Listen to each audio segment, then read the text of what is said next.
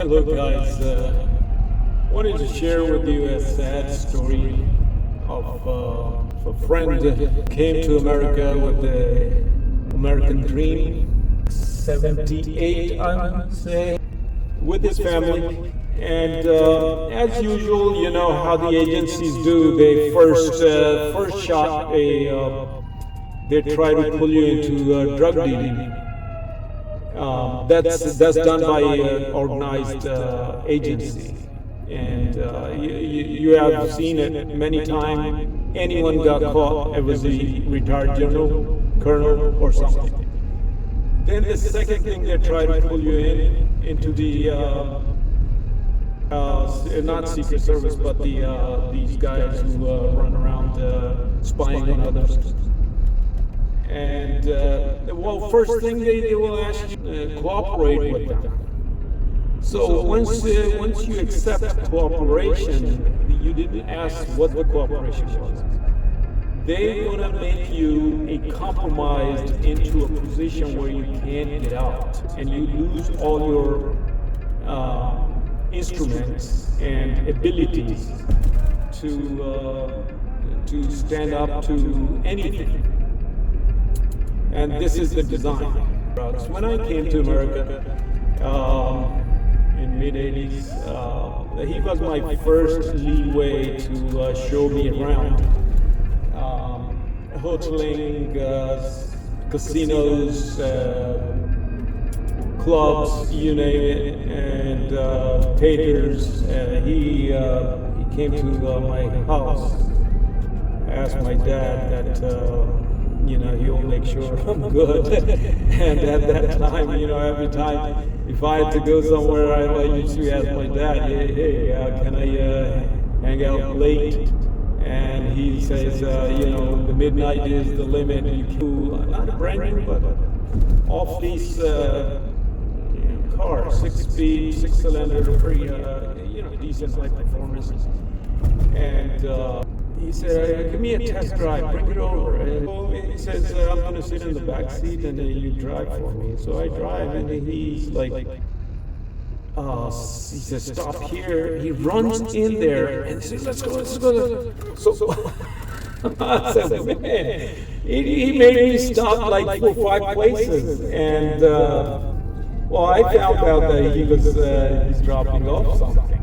And so anyway, he got caught by the police, and he yelled at them or something, and he was put behind bars for 6 months or a year.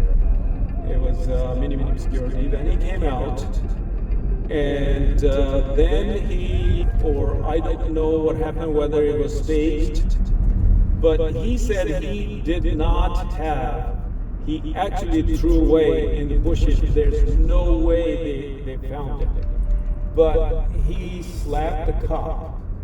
He punched the cop. And once he punched him, he grabbed him from his hair and swung him around a couple times. And then he went to jail for 10 years. In the meantime, it was like 2003 or something, and my buddy, who was his relative, this was about his time, and he had his punishment all done. 2002, maybe 1 or 2, and then 9/11 happened, and FBI got involved, and one of our lawyers, he was dealing with them, and so his the demand from FBI was that he gets deported for 10 years, and he cooperates over there into Pakistan, in Faisalabad, and he does what as told. If he's good, he can come back after 10 years, because he had children here with a Spanish girl. So EJ went back over there, and he did what as told. And his relative PJ, he told me that they are demanding the extended family to cooperate as well. Not the first blood, but the extended as well. And he said, we are trying to negotiate. And in that, there were a lot of family movements and this and that. They did whatever they could, and I think they were doing a little too much. You know, what do you call it, extra mile going for just to be a good guy, you know. After 10 years, it's been a couple of years ago, he was deported for over 10 years, and he was found dead. His family just started to work on a lawyer to get his paperwork straightened out, and all of a sudden he found dead. And you know, if he does come over, a lot of things get exposed. A lot of people will be exposed. And when he, what I was doing over there, whatever he was involved in cooperation, that would be exposed. And so, to keep everything covered, what's the best way to do it? So he was found dead, and nobody said anything in family. Oh, you know, oh, it just happened. So anyway, this was his sad story, and I'll share you another one, which is the PJ. He shared the information when the negotiation was going on. He said, well, I had some activity around my house, and I said, you know, these peels, banana peels are walking around my house. What's going on? And he says, don't worry, you know, it's okay. So I said, no, it's aggravating. Why, you know, why freaking gazing and everything like that? So, you know, I said, you know, I want to get another dentist because this dentist is doing something not correct. And he says, I'll talk to another dentist. He knows you, and he knows your cousin is a dentist as well. And so we went there. He told PJ that you have cancer just by looking at his teeth, right? And when I went there, a few hours later, he did the same thing in a very emergency.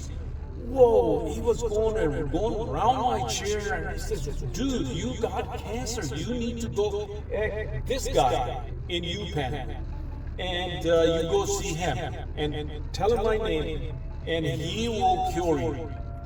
So I'm like, I was pumping like over 250 to somewhere in 280s, and no problem. And I was running at high speed, and this guy's telling me you have cancer. I said, this is not. And PJ went, as soon as he yelled at him, he screamed, PJ went straight up there. The guy did some biopsy, and they said, yep, we're going to operate you. So he operated, they took out a lot of muscles out of his neck, mouth, and I don't know whether it was a mistake or left something in there, or maybe he wasn't there and he got somehow from instrument got in there. 2 years later, PJ went out. He said adios to the world.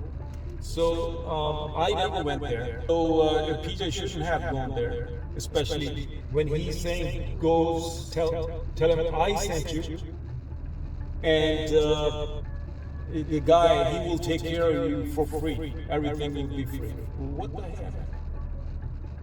I mean, what is this? You go to see, you're coming from a certain number, certain guy, who's looking at you by telling you that, oh, you got cancer. And then the other guy, he is already briefed, possibly. And you go there and you say, yep, I told you, the guy told you, by looking at you. So anyway, this was a sad story of EJ and PJ, who came to America with the American dream. and got shortcut that way.